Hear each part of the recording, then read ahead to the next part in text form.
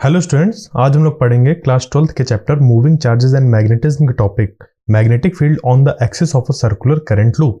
यानी कि हमारे पास एक सर्कुलर लूप है जिसमें कि करंट फ्लो कर रहा है और इस सर्कुलर लूप की जो एक्सिस है, ठीक है, जैसे अगर हम इस करंट लूप की बात करें, इसकी एक्सिस, ठीक है, इसके सेंटर से पास होती हुई ऐसी लाइन, तो ये कौन सी एक्सिस हम लोग ले रहे हैं? एक्स एक्सिस मान के चल रहे हैं कि इसके सेंटर से ऐसे पास हो रही है।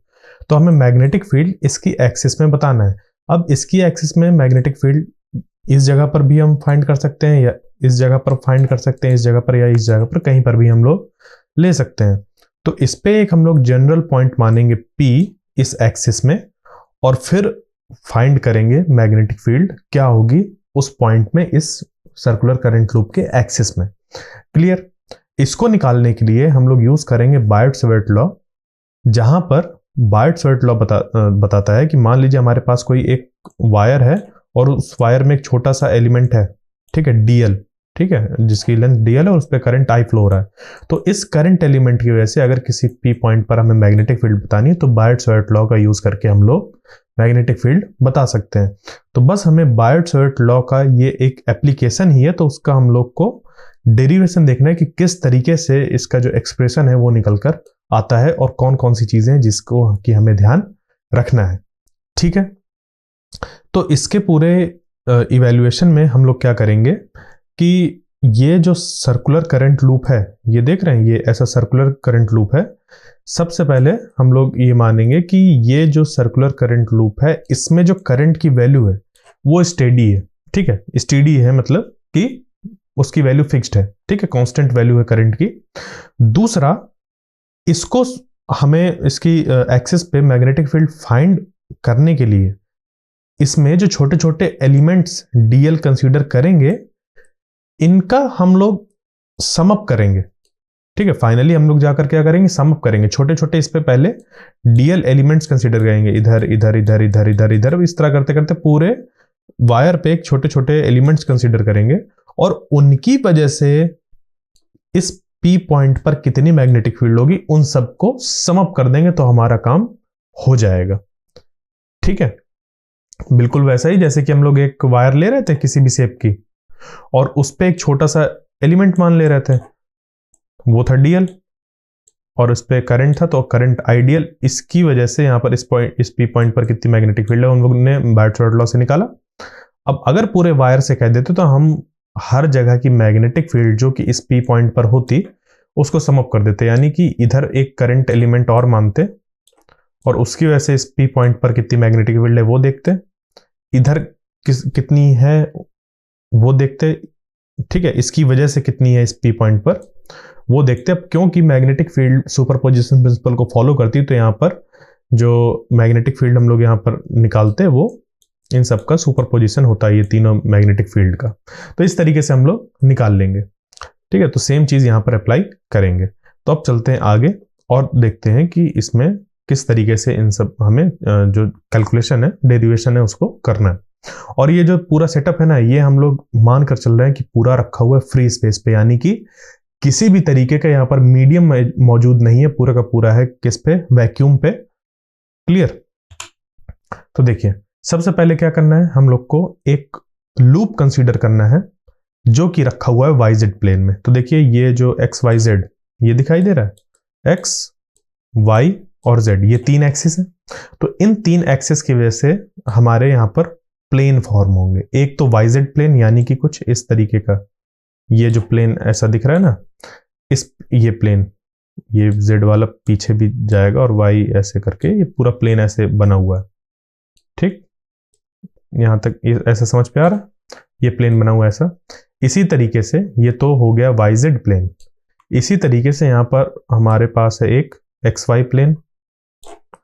ठीक है, इसी तरीके से है एक एक्स जेड प्लेन। तो ये जो प्लेन है ये समझ पे आ रहा है ना, क्या मतलब है इसका? अब अगर ये समझ पे आ गया है तो वाईजेड प्लेन में रखी हुई है हम लोग का एक सर्कुलर लूप जिसमें कि करंट फ्लो कर रहा है और वो करंट कैसा है? स्टेडी है। ठीक है, उसकी वैल्यू फिक्स्ड है। ये जो सर्कुलर करंट लूप है इसका रेडियस है r, तो हम लोग ने एक यहां पर इसका रेडियस r ऐसा बना दिया, और ये r यानी कि कैपिटल R लेकर हम लोग चल रहे हैं, तो यानी कि जो r है ना, ये रेडियस r ये कांस्टेंट है, ठीक है। इसकी जो रेडियस है इस सर्कुलर करंट लूप की वो कांस्टेंट है। क्लियर। उसके बाद हमें मैग्नेटिक फील्ड इसकी एक्सिस पे फाइंड करना था ना, तो हम लोग ने सबसे पहले सर्कुलर लूप लिया जिसमें कि करंट I फ्लो कर रहा है, और इस सर्कुलर लूप की रेडियस r है और ये रखा हुआ है YZ प्लेन में।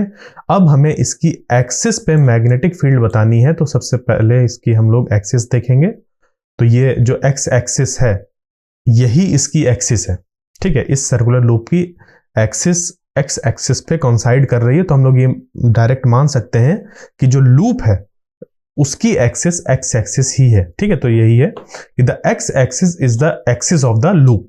यहां पर x एक्सिस इस कोऑर्डिनेट सिस्टम की और इस लूप की जो एक्सिस है वो दोनों कोइंसाइड कर रही हैं। एक्सिस का मतलब है जैसे कि साइकिल का पहिया होता है ना, जिस लाइन के अबाउट वो रोटेट कर रहा होता है, एक्सल होता है ना, एक्सल, सेम उसी तरीके से अगर ये साइकिल का पहिया है जो कि YZ प्लेन में रखा है, तो इसका एक्सल से पास होने वाली जो लाइन है वही उसकी एक्सिस है। तो यहां पर x एक्सिस ही पास हो रही है, उसी के लिए हम लोग ने उसको कह दिया कि x एक्सिस ही एक्सिस है इस सर्कुलर करंट लूप की। क्लियर। यहां तक हम लोग पहुंच गए। अब बढ़ते हैं आगे। तो हम लोग ने ये एक पॉइंट माना P इस एक्सिस में, ठीक है, एक पॉइंट माना P इस x एक्सिस पे, जो कि है इस करंट एलिमेंट से r डिस्टेंस पे। देखो हम लोग ने सेंटर से क्यों नहीं डिस्टेंस देखा, क्योंकि बायोट-सवर्ट लॉ को अगर रिकॉल किया जाए तो बायोट-सवर्ट लॉ में होता है dB is equal to mu naught upon 4 pi, और इधर होता है I dl साइन थीटा, ठीक है, ideal sine theta upon r square, ये होता है। यानी कि इस dl की वजह से ये जो यहां पर dl है और उसके साथ जब करंट का मल्टीप्लाई कर देते हैं तो करंट एलिमेंट, इस करंट एलिमेंट की वजह से मैग्नेटिक फील्ड होती है। तो इस करंट एलिमेंट से यहां पर एक ऐसा हम लोग डिस्प्लेसमेंट वेक्टर बनाएंगे जो कि होगा हमारा r, ठीक है, ये वाला r हो गया डिस्प्लेसमेंट वेक्टर, ठीक है, स्मॉल r। यहां तक क्लियर। उसके बाद फिर हम लोग देखेंगे कि इस dl की वजह से इस पॉइंट पर मैग्नेटिक फील्ड की डायरेक्शन क्या होगी। क्लियर। तो ये हमारी निकल कर आएगी राइट हैंड, जो क्रॉस प्रोडक्ट के लिए रूल था हम लोग के पास, ठीक है। क्योंकि देखो बायोट-सवर्ट लॉ को अगर इसको हम लोग लिखें, इधर वेक्टर है तो इसको भी प्रॉपरली हम लोग को इधर वेक्टर पे ही लिखना पड़ेगा, ठीक है। ये आया अब इसका प्रॉपर फॉर्म, ये यहाँ पर r क्यूब हो जाएगा नीचे, ये वेक्टर फॉर्म पे है। यानी कि dl क्रॉस r जब यहां पर करेंगे तो बहुत अच्छे तरीके से इसको समझिए कि जो मैग्नेटिक फील्ड होगी वो इस dl और इस रेडियस वेक्टर दोनों के परपेंडिकुलर होगी।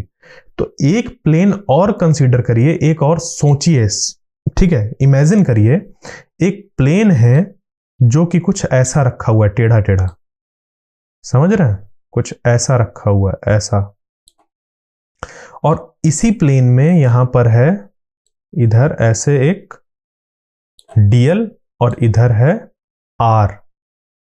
तो इस पॉइंट पर, इस P पॉइंट पर जो मैग्नेटिक फील्ड होगी इस प्लेन के परपेंडिकुलर होगी, और ये जो प्लेन है हम लोग का ये कुछ ऐसा है, ठीक है, प्लेन ऐसा है। तो इस प्लेन के परपेंडिकुलर, इस प्लेन के जो परपेंडिकुलर मैग्नेटिक फील्ड होगी, देखो वो ये होगी, ठीक है, ये, ठीक है। ये कैसे निकल कर आया, dl क्रॉस r। तो dl की तरफ जब आप अपने राइट हैंड की फिंगर्स को रखेंगे और r की तरफ जब उन फिंगर्स को घुमा देंगे तो थंब जो होगा आपका वो मैग्नेटिक फील्ड की डायरेक्शन में पॉइंट आउट करेगा। तो dl क्रॉस r जब किया तो इस डायरेक्शन पे हम लोग का थंब पॉइंट आउट कर रहा होगा, और इस प्लेन के ये परपेंडिकुलर है। यहां तक बात समझ पे आई। इसी चीज को हम लोग ने ये प्लेन ना बनाकर यहां पर इस तरीके से रिप्रेजेंट कर दिया है कि ये dl क्रॉस आर करने से ये मैग्नेटिक फील्ड इधर dB है। ठीक है, अब देखो ये जो मैग्नेटिक फील्ड है वो सिर्फ इस एलिमेंट की वजह से दिखाई जा रही है, dB। ठीक है, dB इस एलिमेंट की वजह से है। अब क्योंकि हमें इसको सर्कुलर करंट लूप से रिलेट करते हुए बताना है, तो हम इस जो मैग्नेटिक फील्ड है इसको कंपोनेंट्स पे ब्रेक कर देंगे। कैसे ब्रेक करेंगे अब वो देखिए। हम लोग अब ये जो सर्कुलर करंट लूप है उसके सेंटर से देखेंगे कि ये पॉइंट कितनी दूरी पर है, तो उसको हम लोग मान लेंगे कि x डिस्टेंस पे है। कितने डिस्टेंस पे है? x डिस्टेंस पे है। क्लियर यहां तक? तो ये जो x है वो है इस सर्कुलर करंट लूप के सेंटर से इस P पॉइंट की डिस्टेंस, और ये जो R डिस्प्लेसमेंट वेक्टर है ना, ये इस करंट एलिमेंट से इस P पॉइंट की डिस्टेंस थी। दोनों x और R में डिफरेंस है। यहां तक क्लियर? अब देखिए, एक एंगल हम लोग ने कंसीडर किया इस एक्सिस के साथ। ठीक है, इस एक्सिस के साथ एक एंगल कंसीडर किया थीटा। ठीक है, ये थीटा ऐसे कंसीडर किया। तो इस मैग्नेटिक फील्ड dB का x एक्सिस पे जो कंपोनेंट होगा उसको नाम दे दिया गया dBx। क्या नाम दे दिया गया? dBx। क्या नाम दे दिया गया? dBx। ठीक है, ये लिखा हुआ है dBx। तो ये किधर हो गया? एक्सिस की डायरेक्शन में एक कंपोनेंट हो गया, और इसके परपेंडिकुलर डायरेक्शन में एक कंपोनेंट इधर हो गया, यानी कि इसके दो कंपोनेंट्स ब्रेक हो गए, एक इधर और एक इधर। ठीक है, तो ये जो dB है ये दो कंपोनेंट से मिलकर बना हुआ है। किससे किससे? एक dBx, ठीक है, एक dBx और दूसरा dB परपेंडिकुलर। ठीक है, ये दो कंपोनेंट्स हैं इस पे। यहां तक बात क्लियर? तो अगर हम लोग dBx की बात करें कि dBx को क्या लिखा जा सकता है, तो अब देखते हैं आगे कि अब हमारे पास आगे क्या क्या चीजें हैं। तो देखिए, इस dl की वजह से जो यहां पर मैग्नेटिक फील्ड होगी उसका हम लोग ने लिख दिया इस तरीके से। ठीक है, magnetic field dB is equal to μ0/4 pi I dl cross r, और ये मॉड में, यानी कि इसका मैग्नीट्यूड देख रहे हैं। तो ये जो dl है वो वेक्टर है, ये r जो है वो वेक्टर है, बट ये मॉड में लगा हुआ है, तो ये पूरा इसका बता रहा है कि इसका मैग्नीट्यूड कितना होगा। तो dB is equal to μ0/4 pi I dl cross r divided by r cube. ठीक है, ये आ गया हमारा बर्नौली लॉस है। और हमें पता है कि ये जो r है, ठीक है, ये देखो r ये वेक्टर है, यानी कि इसको मैग्नीट्यूड और इसकी यूनिट वेक्टर के साथ ऐसे लिखा जा सकता है। ठीक है, तो सिंपली अगर देखा जाए तो ये जो r है, ये r है एक्चुअली, यहां पर एक देखिए राइट एंगल ट्राइंगल फॉर्म हो रहा है, तो ये हाइपोटेनस है। ये यहां पर इसका हो गया हम लोग का एक डायमेंशन, और दूसरी डायमेंशन ये हो गई। तो पाइथागोरस थ्योरम के according r square is equal to x square plus are square हो जाएगा। ठीक है, तो देखो हम लोग ने क्या किया, यहां पर जो radius of circular current loop था कैपिटल R, उसको रिलेट कर दिया इस सर्कुलर करंट लूप के सेंटर से P पॉइंट तक की डिस्टेंस x को, और इस करंट एलिमेंट dl जिसकी वजह से यहां पर अभी हम लोग मैग्नेटिक फील्ड या dB देख रहे हैं, वहां से इस P पॉइंट के बीच का जो डिस्प्लेसमेंट वेक्टर है, ठीक है, R, उसके मैग्नीट्यूड से हम लोग ने इसको रिलेट कर दिया कुछ इस तरीके से। तो एक चीज हमारे पास निकलकर ये आ गई। ठीक है, अब ये जो dl क्रॉस r है, इसको जब हम लोग सॉल्व करेंगे तो ये निकल कर आ जाएगा r dl साइन थीटा। कितना? r dl साइन थीटा, क्योंकि dl क्रॉस r, इसका जब हम लोग मैग्नीट्यूड निकालते हैं तो लिखते हैं r dl साइन थीटा। अब क्योंकि ये देखो, ये थीटा ये वाला थीटा नहीं है, ये ध्यान दीजिएगा, ये वाला थीटा, ये जो थीटा है ये वाला थीटा नहीं है, इसको मैं दूसरा नाम लिख सकता हूं साइन फाई। बेसिकली ये जो फाई है वो dl और r के बीच का एंगल है। ठीक है, ये जो फाई है ये dl और r के बीच का एंगल है। देखिए, मैंने कई बार कहा है कि हम यहां पर जैसे कि r लिख दिया, तो r का यहां पर मीनिंग क्या है ये पता होना चाहिए। r कहीं और पर क्या था उससे मतलब नहीं है, r इस जगह पर उसका क्या मीनिंग है वो हमें पता होना चाहिए। तो इसी तरीके से देखो, dl क्रॉस r है, इसका मतलब कि यहां पर जब उसको हम लोग उसका मॉड लिखेंगे तो आइडियल साइन के साथ यहां पर एंगल आएगा, और एंगल कौन सा होगा, एंगल का देखो नाम हम कुछ भी दे दें, साइन फाई बोल दिया उसको, तो ये जो फाई एंगल है वो डीएल और आर के बीच का एंगल है, और यहां पर कितना है वो 90 डिग्रीज है। ठीक है, तो ये जब 90 डिग्रीज है तो साइन 90 की वैल्यू होती है 1, तो ये हम लोग का सिर्फ कितना बचा, आर डीएल। क्लियर, इस वजह से इसकी जगह पर डीएल क्रॉस आर की जगह पर आ जाएगा आर डीएल। ठीक है, देखो यहां से क्या हुआ, इसके बाद लिख रहा हूं मैं, तो dB इज इक्वल टू, इसको मैं हटा देता हूं, ये यहां से बन गया ये आर डीएल, क्यों, क्योंकि यहां पर ये था साइन 90 डिग्री। ठीक है, ये वाला डीएल और आर के बीच का एंगल 90 डिग्री, तो ये बन गया आर डीएल। ठीक है, अब देखो ये जो डीएल क्रॉस आर था इसकी जगह पर हम लोग पुट कर देंगे, तो mu naught upon 4 pi I R DL, और नीचे है आर क्यूब, तो एक आर से एक आर कैंसिल हो जाएगा, तो बचेगा यहां पर आर स्क्वायर, एक आर कैंसिल हो गया। क्लियर, तो ये हो गया mu naught I dl upon 4 pi r square, और आर स्क्वायर जो है हम लोग का उसकी वैल्यू ये हमें पता है, तो आर स्क्वायर की जगह पर रख देंगे x square plus are square, तो ये हमारा एक्सप्रेशन निकल कर आ गया। यहां तक कोई डाउट? अब ये जो एक्सप्रेशन निकल कर आया है वो निकल कर आया है इस dB, यहां पर जो मैग्नेटिक फील्ड है उसका मैग्नीट्यूड। ठीक है, ये dB क्या है, इधर जो मैग्नेटिक फील्ड है उसका मैग्नीट्यूड। ठीक है, अब इस मैग्नेटिक फील्ड के दो कंपोनेंट्स, एक तो dBx यानी कि x डायरेक्शन में, और दूसरा उसके परपेंडिकुलर डायरेक्शन में। ठीक है, dBx के परपेंडिकुलर डायरेक्शन में, और ये सब जो मैग्नेटिक फील्ड का हम लोग कैलकुलेशन कर रहे हैं वो किसकी वजह से है, कॉज कौन सा है वो ये dl है। अब यहां से देखो, यहां तक तो ये चीजें निकल कर आ गई, अब यहां से देखो कि ये जो dl है इसी तरीके से यहां पर बहुत ढेर सारे dl होंगे, तो उनमें से अगर हम एक और dl को कंसीडर करें जो कि इसके डायगोनली, ठीक है, या फिर कह लीजिए कि डायमेट्रिकली अपोजिट साइड में होगा। डायमेट्रिकली मतलब कि इसके डायमीटर के जस्ट अपोजिट। ठीक है, अगर हम यहाँ पर एक इस सर्कुलर लूप में एक डायमीटर ड्रॉ करें तो डायमीटर का एक किनारा इधर और दूसरा किनारा इधर, तो उस जगह पर जो करंट एलिमेंट होगा उसकी डायरेक्शन उधर होगी, क्योंकि करंट तो इस पे ऐसे फ्लो कर रहा है। ठीक है, करंट तो ऐसे फ्लो कर रहा है इस पे, तो करंट की डायरेक्शन इस पॉइंट पर उधर होगी, और जो करंट एलिमेंट की डायरेक्शन होगी वही करंट की डायरेक्शन पे ऐसे बन जाएगा।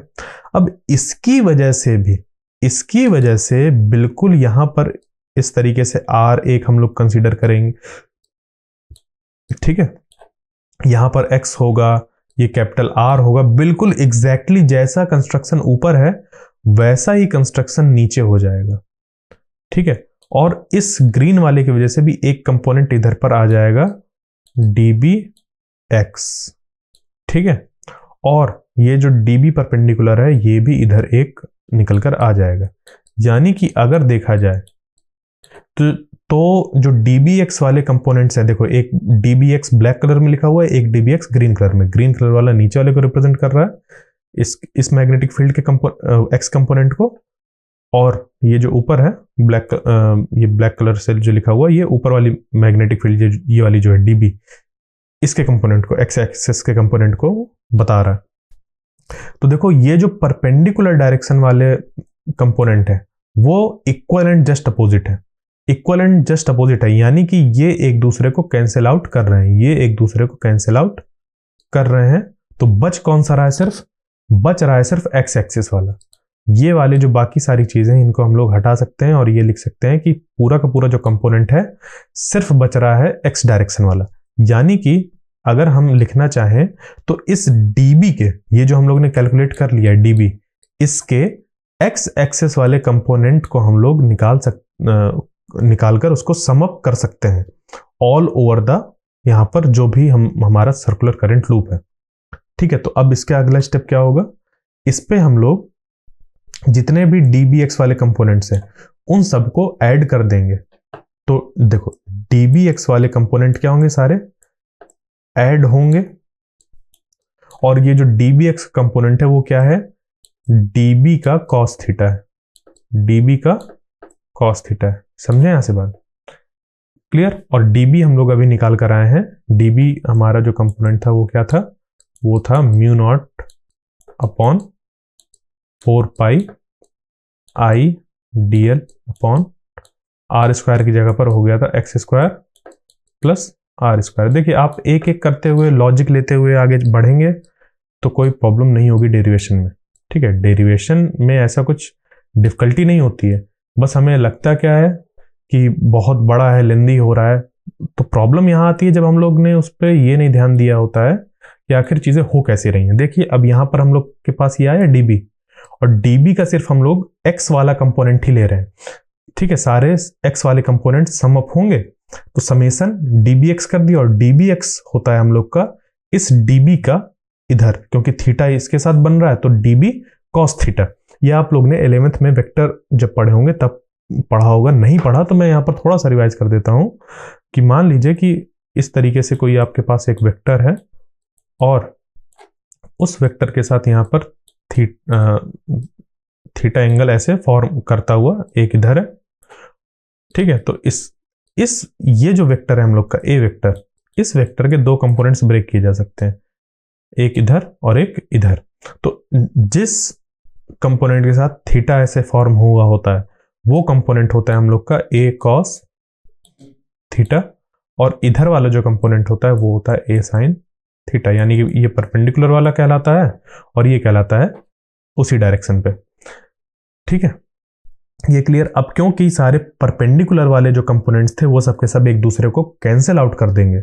जैसे ये पेयर फॉर्म हुए हैं ना डीएल के, वैसे ही इस जगह पर होंगे ऐसे जस्ट अपोजिट, उसी तरीके से यहां पर होगा तो ये इधर पेयर होंगे। तो यानी कि सिमेट्री की वजह से, ठीक है, एक सिमेट्रिकल ऑब्जेक्ट होने की वजह से जो इसके ये वाले कंपोनेंट्स हैं ये सब एक दूसरे को कैंसिल आउट कर देंगे, बचेंगे सारे डीबीएक्स। तो डीबीएक्स के सारे कंपोनेंट हमने ऐड किए, समेसन ये फिर से वैसा लिखा और डीबीएक्स की जगह पर लिख दिया डीबी कॉस थीटा, क्योंकि जो डीबीएक्स है वो डीबी का एक्स डायरेक्शन में कंपोनेंट है और इस डीबी का एक्स डायरेक्शन में कंपोनेंट निकल कर आएगा वो हो जाएगा डीबी कॉस थीटा। यानी कि ये जो डीबीएक्स है वो डीबी कॉस थीटा के बराबर है।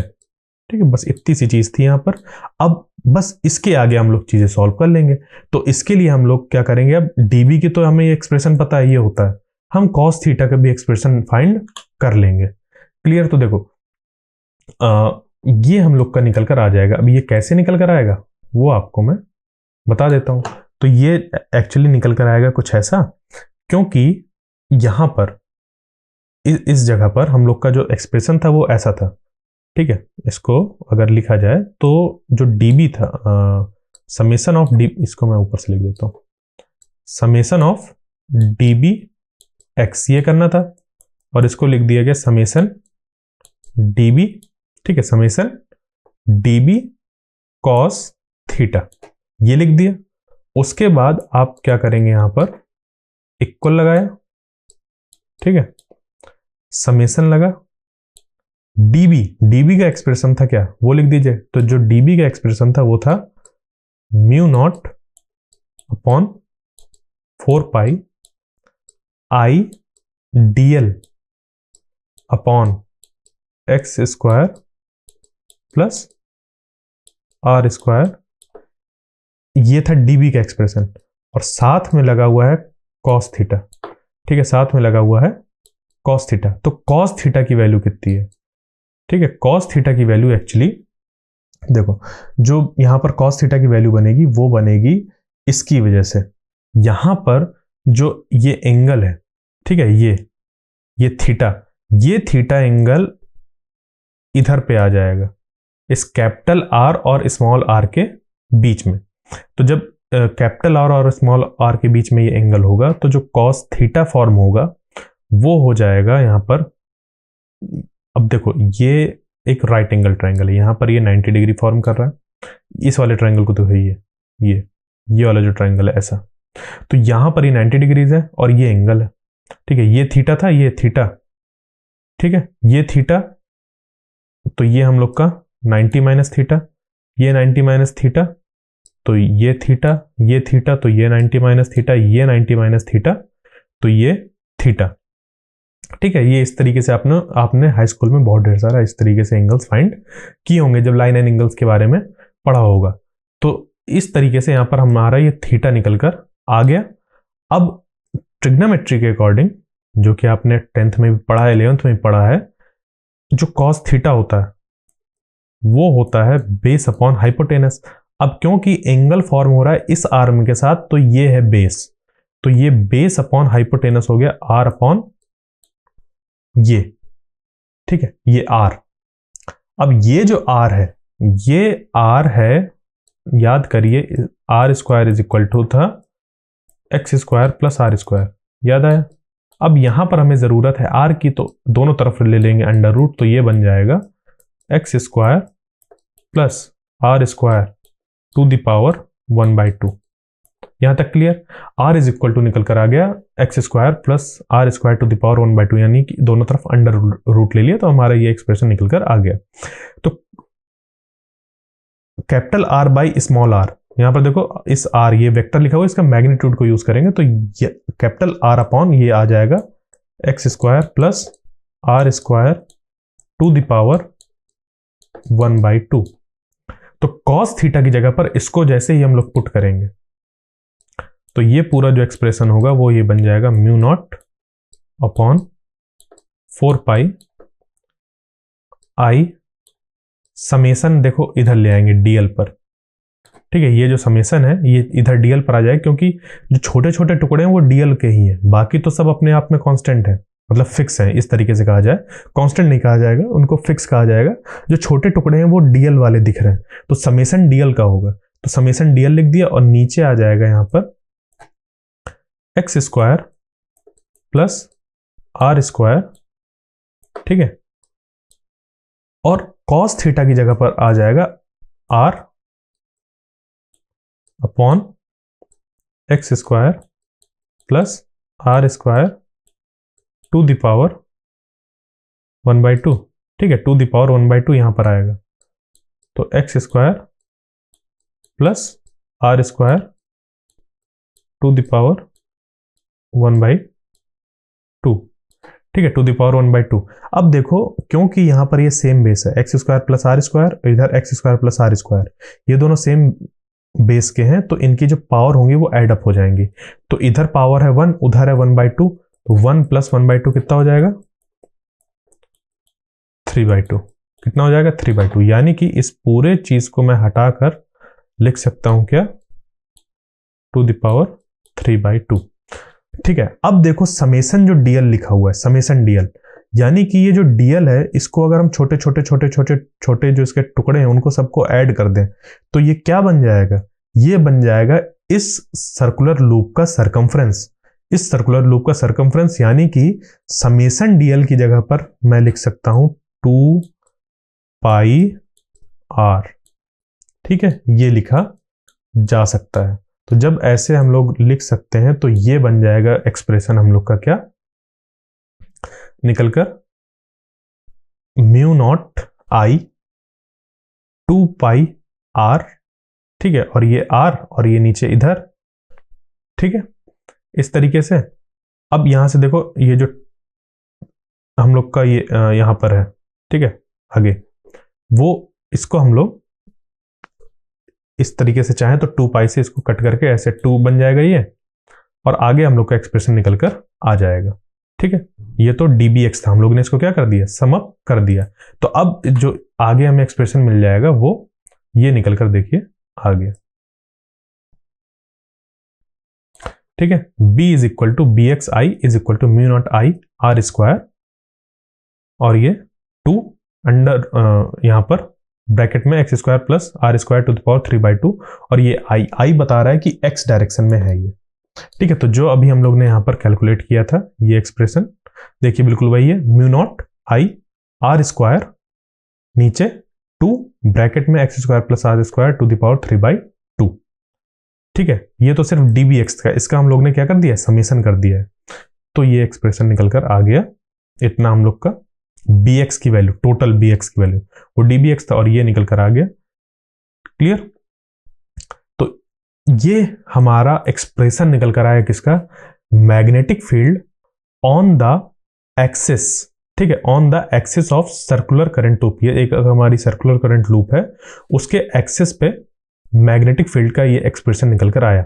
और देखो मैग्नेटिक फील्ड किधर होगी, सिर्फ इसकी एक्स डायरेक्शन पे ही होगी, इधर वाली क्यों नहीं होगी, क्योंकि ये जो डीबी दिख रहा है इसके ही दो कंपोनेंट्स इधर ब्रेक हुए, ठीक है, और इस डीबी का ये जो इधर वाला कंपोनेंट है ये, क्योंकि ये पूरा एक सिमेट्रिकल है, तो इसके जैसा एक और मौजूद होगा जो इसके इक्वलेंट जस्ट अपोजिट होगा, जो इसको कैंसिल आउट कर देगा, ठीक है। बट जो इधर एक ऐसा होगा, उसका जो x कंपोनेंट है वो इस पे ऐड अप हो जाएगा, यानी कि सारे x कंपोनेंट ऐड अप हो जाएंगे और परपेंडिकुलर वाले कैंसिल आउट हो जाएंगे।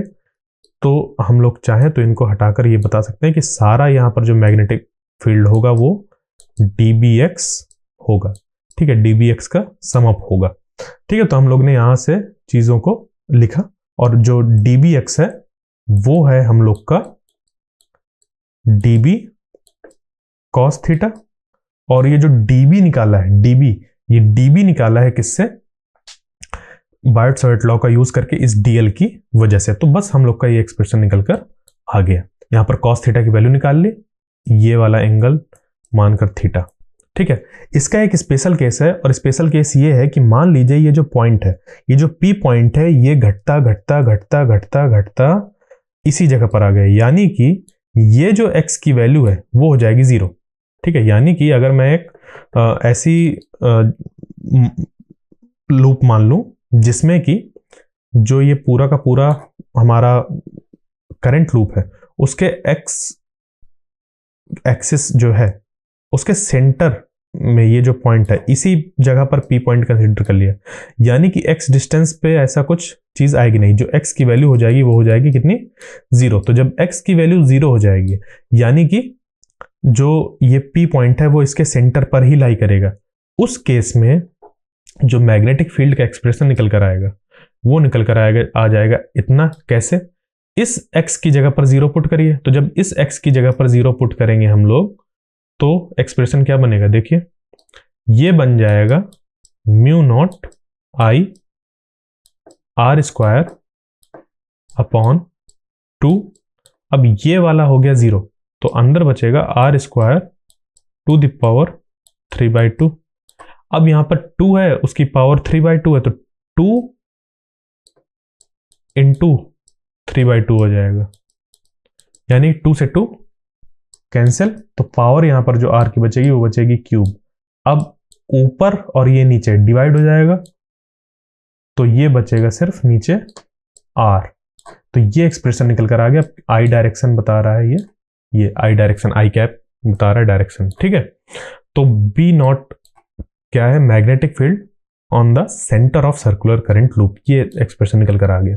तो ये था एक्सिस पे किसी भी पॉइंट का एक्सप्रेशन, और इसका एक स्पेशल केस जब x इक्वल टू 0 है तो उसके सेंटर पर मैग्नेटिक फील्ड निकल कर आ गई। क्लियर, तो ये थे हमारे दो एक्सप्रेशन। अब अगर हमें मैग्नेटिक फील्ड की इस पे डायरेक्शन बतानी हो, ठीक है, एक सिंपली अगर इस सर्कुलर करंट लूप की वजह से एक डायरेक्शन बतानी हो कि किधर मैग्नेटिक फील्ड होगी, तो इसको बताने के लिए हम लोग यूज करते हैं राइट हैंड थंब रूल का, ठीक है। एक अभी हम लोग इस चैप्टर के शुरुआत में एक राइट हैंड थंब रूल पढ़ कर आए थे, जो कि है लगभग एक ही चीज बट थोड़ा सा डिफरेंस है, ठीक है। डिफरेंस क्या है, उस वाले राइट हैंड थंब रूल पे हम लोग करंट की डायरेक्शन में थंब को प्लेस कर रहे थे। क्या कर रहे थे, मान लीजिए कि करंट इधर था तो इसकी डायरेक्शन पे थंब को प्लेस कर रहे थे, तो ये जो कर्ल्ड हम लोग की फिंगर्स थी, कर्ल्ड फिंगर्स शो कर रही थी मैग्नेटिक फील्ड की डायरेक्शन। अभी यहां पर क्योंकि करंट घूमा हुआ है, देख रहे हो करंट ऐसा गोल गोल घूम रहा है, तो हम लोग अपनी जो कर्ल्ड फिंगर्स है राइट हैंड की, ठीक है, ऐसे घूमी हुई जो फिंगर्स हैं उनको करंट की डायरेक्शन में पुट कर देंगे। तो पुट करके देखिए, जब आप इस पे पुट करेंगे तो जो आपकी कर्ल्ड फिंगर्स होंगी राइट हैंड की वो कुछ ऐसे रख जाएंगी, ऐसे रख जाएंगी, ठीक है। तो जब ऐसे रख जाएंगे तो जो थंब का डायरेक्शन होगा वो होगा इस डायरेक्शन में, ठीक, थंब का डायरेक्शन होगा इधर। तो आप मैग्नेटिक फील्ड देख सकते हैं आराम से कि इस डायरेक्शन में होगी। तो इसको अगर हम लोग रिप्रेजेंट करें तो ऐसा रिप्रेजेंट कर सकते हैं जैसे कि ये मान लीजिए कॉइल है, इस पे करंट इधर फ्लो कर रहा है, तो आप जो आपकी कर्ल्ड फिंगर्स हैं, ऐसे घूमी हुई फिंगर्स राइट हैंड की, आप उसको इस डायरेक्शन में प्लेस करिए, तो जो थंब है वो मैग्नेटिक फील्ड की डायरेक्शन में प्लेस कर पॉइंट आउट करेगा। और ये जो थंब है, ये देखिए यहाँ पर, ये सेंटर वाली जो मैग्नेटिक फील्ड लाइन है उसको एक्सप्लेन कर रहा है। और जो मैग्नेटिक फील्ड लाइंस होती हैं हमेशा क्लोज लूप फॉर्म करती हैं, तो इधर वाली जो है ये ऐसी, ये भी कहीं ऐसे क्लोज लूप फॉर्म कर रही होंगी, ये वाली ऐसे कर रही होंगी, और ये वाली इनफाइनाइट में जा रही होंगी। ठीक है, मतलब इनफाइनाइट से इनफाइनाइट में जा रही होंगी और इनफाइनाइट से आ रही होंगी ऐसे। ठीक है, इस तरीके से। क्लियर? तो ये जो हमारा पूरा एक्सप्रेशन है वो क्या करता है, यहाँ पर हम लोग मैग्नेटिक फील्ड निकालते हैं, और इसके बाद यहाँ पर जो राइट हैंड थंब रूल है, इससे हम लोग मैग्नेटिक फील्ड की डायरेक्शन फाइंड करते हैं। तो आपको याद क्या रखना है, कभी भी जब हम लोग को मैग्नेटिक फील्ड फाइंड करनी हो एक करंट कैरिंग कंडक्टर में, तो करंट जिस डायरेक्शन में जा रहा है, आप अपने राइट हैंड की फिंगर्स को उस पर सुटेबली पुट कर सकते हैं या थंब को पुट कर सकते हैं। जो आप सुटेबली पुट कर सकते हैं आप उनको पुट कर दीजिए, जो बाकी चीजें बची हैं वो मैग्नेटिक फील्ड की डायरेक्शन में पॉइंट आउट कर रही होंगी। यानी कि अगर आप कर्ल्ड फिंगर्स को करंट की डायरेक्शन में पुट करेंगे तो ये मैग्नेटिक फील्ड बताएगा, और अगर इस थंब को मैग्नेटिक फील्ड की डायरेक्शन में पुट करेंगे तो करंट की डायरेक्शन आपको मिल जाएगी इससे। या फिर अगर मैग्नेटिक फील्ड हम लोग का इस डायरेक्शन में, तो करंट इससे पता चल जाएगा। या फिर कहें कि अगर करंट आपको इससे पता चल जाए तो मैग्नेटिक फील्ड इससे पता चलेगी। यानी कि दो सिंपल चीजें हैं कि अगर आप करंट इसमें आसानी से पुट कर सकते हैं तो मैग्नेटिक फील्ड ये बता देगा, और अगर करंट आप इसमें आसानी से पुट कर सकते हैं तो मैग्नेटिक फील्ड ये बता देगा। ठीक है, तो आपके राइट हैंड के दो हिस्से हैं, एक तो थंब और दूसरा कर्ल्ड फिंगर्स। कर्ल्ड फिंगर्स अगर आसानी से करंट की डायरेक्शन में पुट की जा सकती हैं, जैसे कि सर्कुलर करंट लूप में कर्ल्ड फिंगर्स को आसानी से पुट कर सकते हैं राइट हैंड की, तो जो थंब है वो मैग्नेटिक फील्ड की डायरेक्शन पॉइंट आउट करेगा। और अगर आप अपने जो थंब है उसको करंट की डायरेक्शन में आसानी से पुट कर सकते हैं, तो जो कर्ल्ड फिंगर्स होंगे वो मैग्नेटिक फील्ड को रिप्रेजेंट करेंगे। जैसे कि आप अगर चाहें तो इसी में एक छोटा सा एलिमेंट कंसीडर करके इस जगह पर, ठीक है, छोटा सा एलिमेंट कंसीडर करके आप थंब को प्लेस करिए, तो ये जो कर्ल्ड फिंगर्स होंगी ना, वो यहाँ पर मैग्नेटिक फील्ड को ऐसा लूप बनाते हुए दिखाएंगे। आप करके देखिएगा, आपको समझ पे आ जाएगा। तो आई होप जो आपको आज का सेशन था वो समझ पे आया होगा, जहां पर कि हम लोग ने मैग्नेटिक फील्ड फाइंड करी है on the axis of a circular current loop. Clear? इसका जो अगला सेशन होगा वहां पर हम लोग कुछ एग्जाम्पल्स को सॉल्व करेंगे, बायट्स-वेट लॉ और इस जो हम लोग का magnetic field on the axis of a current loop था उससे रिलेटेड। तो अगले लेक्चर तक के लिए थैंक यू।